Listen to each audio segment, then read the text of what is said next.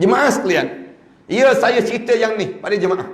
Tetapi saya nak sebut pada jemaah, di sana yang ni terlampau sedikit yang dapat nikmat ini. Yang besar, kebanyakan di kalangan kita yang termasuk di kalangan orang yang zalim, menghadap depan Allah dalam keadaan yang kita ni tak istiqamah.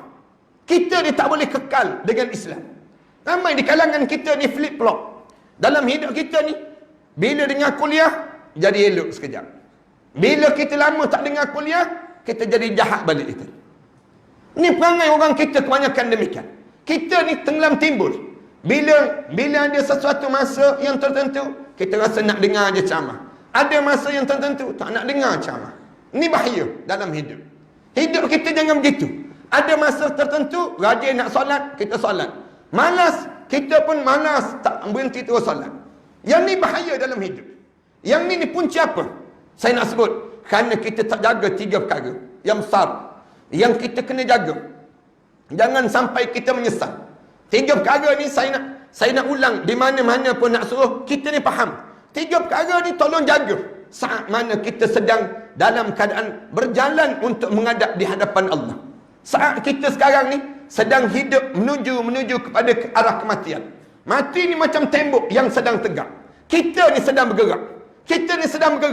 Kita tak nampak je tembok ni. Bila kita akan berjumpa dengan tembok ini? Demikianlah perjalanan hidup. Bila kita hidup ini, kita diajar supaya apa dia? Pastikan diri kita ni jangan tersilap langkah pada 3 tempat dia. 3 tempat ni yang paling bahaya. Yang pertama, yang bahaya sangat dalam kehidupan kita, hilang keyakinan terhadap Islam. Yang ni yang paling bahaya dalam hidup. Saya nak ulang banyak kali pada jemaah sekalian. Jemaah jangan ada di kalangan kita yang tak yakin pada Islam. Tak yakin ni sama ada mulut kita sebut, sama ada perbuatan kita yang menunjukkan demikian, sama ada i'tiqad kita yang hilang keyakinan pada Islam. Bila kita dengan Islam, jangan sampai kita ragu-ragu dengan Islam. Jangan sampai kita ni teragak-agak. Ya ke tak ya? Ya, betul ke tak betul dengan Islam? Jangan. Bila kita memilih Islam, hidup kita dengan Islam, udkhulu fis-silmi kafah. Masuk Islam ni semua sekali. Jangan kita ni, saya terima Islam Ustaz dalam bab sembahyang, bab puasa. Tapi dalam bab politik, dalam bab sosial, dalam bab ekonomi, saya tak terima Islam. Jangan demikian jemaah sekalian.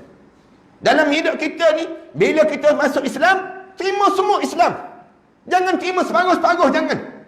Ramai di kalangan kita ni, dia nampak Islam ni hanya sembahyang, hanya puasa, hanya zakat. Tapi dalam bab sosial, dia tak terima Islam. Dalam bab hiburan, dia tak terima hiburan Islam. Dalam kebudayaan, dia tak terima kebudayaan Islam. Yang ni jadi bahaya. Orang kita kan tak yakin dengan Islam ni. Saya buat contoh yang mudah. Ramai mana orang kita tak terima ekonomi Islam. Pergi ke bank, pegawai bank tanya, nak buat loan cara Islamik ke cara konvensional?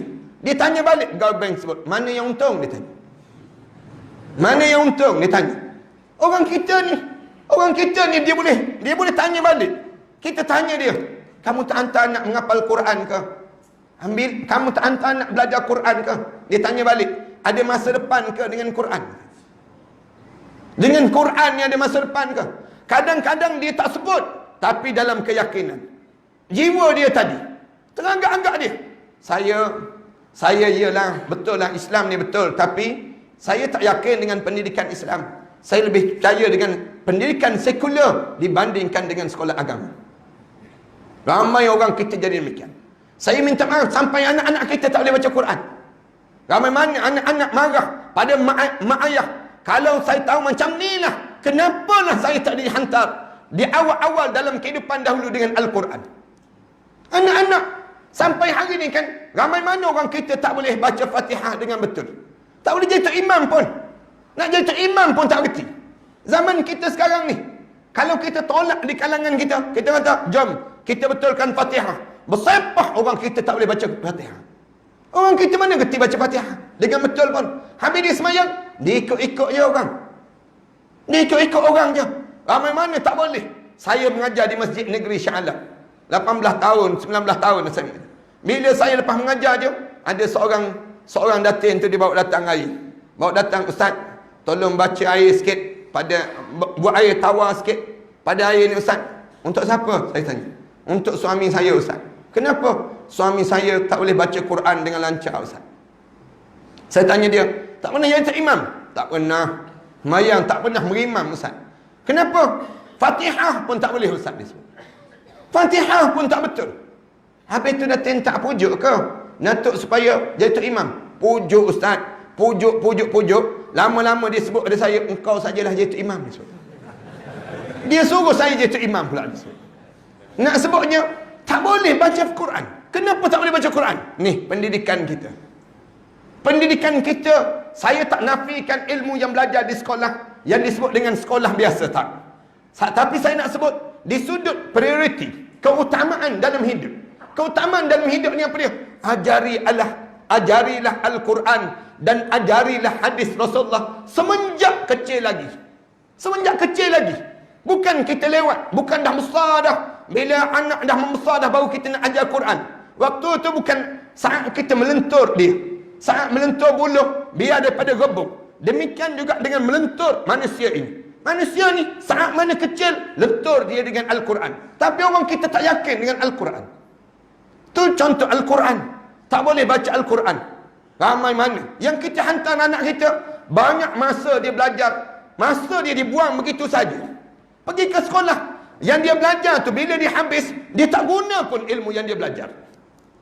Ilmu yang kita belajar sekolah menengah dahulu, kita belajar di peringkat universiti dahulu, ramai mana orang yang belajar ilmu tersebut, bila dia hidup di alam realiti, dia tak guna pun ilmu tersebut. Saya buat contoh yang mudah. Saya buat contoh, bukan saya nak tolak, tidak, ilmu tersebut. Ilmu sejarah, misal contoh. Walaupun ada orang kita pakar sejarah, kita dahulu kan belajar sejarah Parameswara. Ingat tentang Parameswara. Bila habis je sejarah, bila habis je sekolah, kita tak guna-guna pun Parameswara tersebut. Yang kita guna uping iping je dalam hidup kita. Nak sebutnya gambaran, bukan saya nak nafikan ilmu sejarah itu, tak. Tapi saya nak sebut tentang apa dia? Orang kita Quran pun tak boleh baca. Ilmu yang pertama ni dalam hidup yang perlu kita pelajari. Nak sebutnya tak yakinnya dengan Islam. Yang lebih malang lagi, bila kita meninggal dunia, ramai mana anak-anak di kalangan kita tak mampu pun nak mandi jenazah kita. Anak-anak kita tak mampu pun nak solat jenazah kita. Ramai mana anak-anak kita berpeluk tubuh je. Bila kita tanya pada dia, kamu kenapa tak mandikan mayat jenazah ayah kamu? Kenapa kamu tak mandi? Tak reti, Ustaz, dia sebut. Padahal bila dia lahir dahulu, siapa yang mandikan dia? Dia membesar dahulu, siapa yang menjaga dia dan mengasuh dia? Bila kita mati, kita menghadap depan Allah, kenapa anak-anak kita tak boleh mandikan jenazah kita? Kita tanya dia, kenapa kamu tak boleh mandikan jenazah ayah kamu? Dia bisik, bimbang malam ni jadi hantu kom-kom, Ustaz.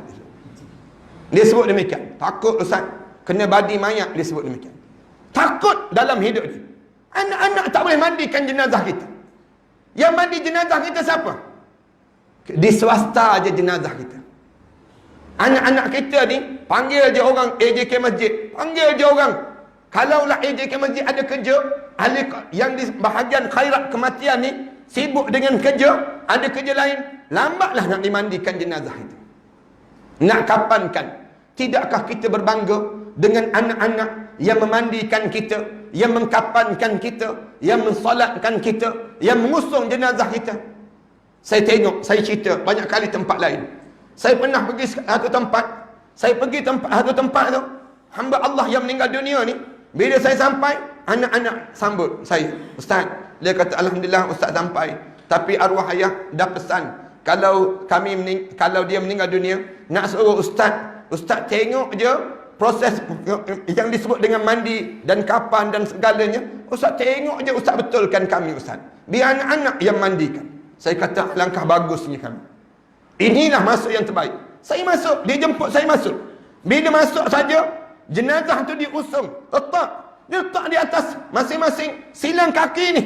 Sambil silang kaki tu, silang kaki dia anak menantu ni, silang kaki. Riba jenazah ayah. Ambil air. Anak yang bongsu tu ambil air. Jirus air di atas jenazah tersebut. Bila jirus dia air di atas jenazah tu, anak yang bongsu ni sebut. Tiba-tiba keluar daripada mulut dia.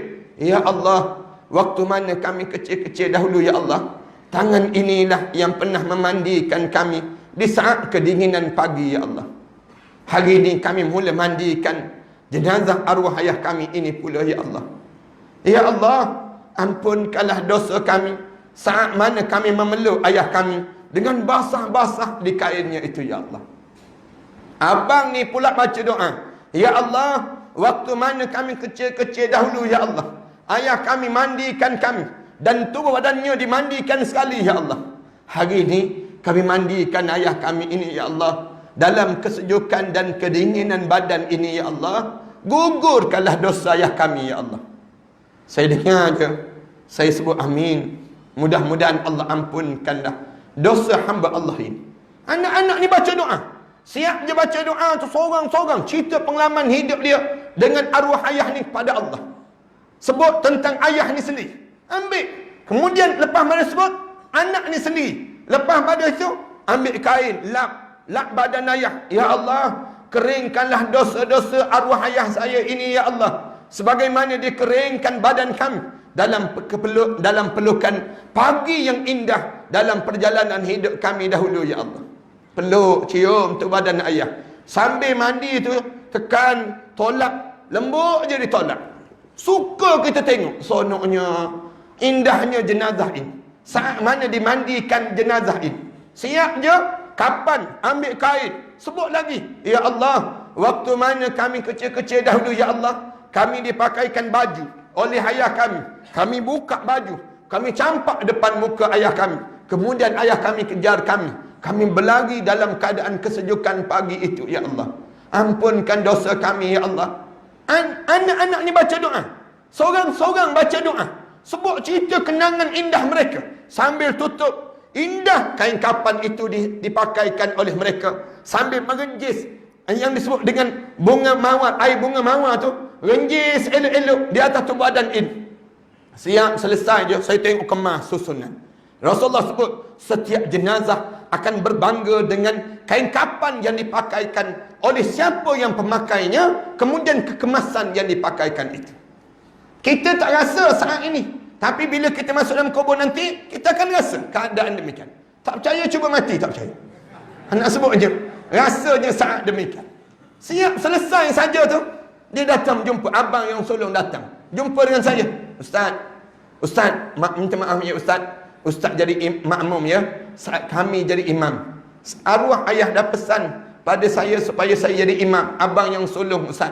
Saya kata, alangkah indahnya kalau kamu yang menjadi imam, mensolatkan jenazah ayah kamu. Dia paling pada adik-adik dia sebut, adik-adik, waktu mana kita kecil-kecil dahulu kan, ayah kita akikahkan kita kan, hari ini kita akan pulangkan balik ayah kita kepada Allah. Kita akan pulangkan balik segala jasa-jasa dia kepada Allah, agar Allah jadikan ayah kita ni di antara hamba-hamba Allah yang saleh. Adik-adik masing-masing duduk diri je, siap diri. Saya ingat kenangan tersebut. Saya tengok masing-masing diri tegak je, angkat takbir. Bila angkat takbir tu, Allahu Akbar, penuh keikhlasan. Seronoknya anak yang sulung yang mengimamkan solat jenazah ayah tadi, siap je solat tersebut. Orang ramai ni rekam, nak usung, nak tolong ambil jenazah ni, nak usung. Mereka sebut, tuan-tuan, jangan, izinkan kami adik-beradik usung jenazah ayah kami ini. Benarkan kami, inilah peluang terakhir kami. Orang pun lepas, masing-masing lepas. Bagi pada anak-anak ni, anak-anak yang angkat, usung. Anak-anak angkat. Sambil angkat tersebut, ya Allah, waktu mana kami kecil-kecil dahulu ya Allah, kami membesar di atas dukungan arwah ayah kami ya Allah. Kami membesar di atas usungan dia dahulu ya Allah. Hari ini kami mengelupuh di atas ayah kami. Kami pukul muka dia, kami menangis, kami kencing atasnya. Ayah kami diam. Hari ini ayah kami diam saja atas dukungan ini ya Allah. Ampunkan dosa kami waktu mana kami kecil-kecil dahulu ya Allah. Sebut pada Allah. Dalam kitab cerita, ada di kalangan alim ulama yang diusung jenazah dia, anak-anak ni usung jenazah daripada rumah sampai ke kubur. Sampai mana? Mereka baca surah Al-Baqarah sampai habis surah Al-Baqarah, sampai ke kubur itu sendiri. Ini nak sebut besar. Kalau kita dapat anak-anak yang macam ni, kan untung kita. Ramai di kalangan kita, dia fikir anak dia nak suruh rumah besar. Dia fikir nak suruh anak dia kerja mewah, gaji besar. Tapi dia tak fikir, bila dia mati nanti anak dia boleh mandi tak jenazah dia? Boleh sembahyang tak jenazah dia? Dia tak fikir tentang bagaimana doa anak ini menjadi bernilai saat mana dia menghadap depan Allah. Keyakinan dengan Islam ini kena perteguhkan.